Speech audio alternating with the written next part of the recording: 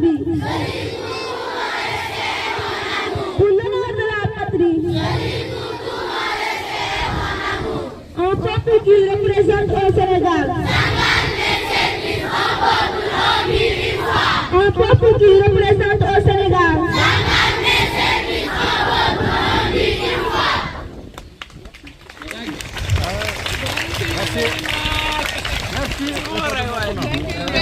Thank you.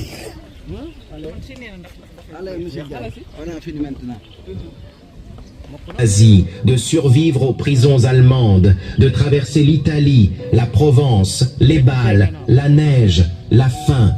Ils avaient tout donné. Et ce jour-là, la France les a massacrés. Bienvenue sur Afristory. Aujourd'hui, je vais vous raconter une histoire que personne ne vous a jamais racontée à l'école. Une histoire qu'on a voulu cacher. Une histoire que beaucoup préfèrent encore oublier. Tiaroy. Le massacre oublié des tirailleurs africains. Ces hommes venaient du Sénégal, du Mali, de Guinée, du Burkina Faso, de Côte d'Ivoire, du Niger, du Tchad. Plus de 1600 soldats. Beaucoup avaient été capturés par les Allemands en 1940. 4 années dans les camps, affamés, humiliés, battus.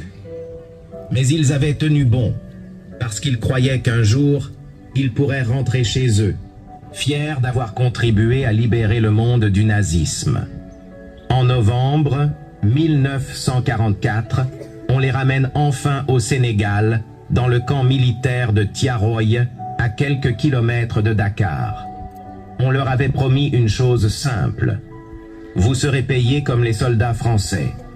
La solde complète, la prime, la reconnaissance, la justice.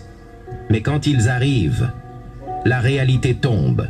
La France veut leur donner la moitié de ce qui leur est dû. La moitié parce qu'ils sont africains.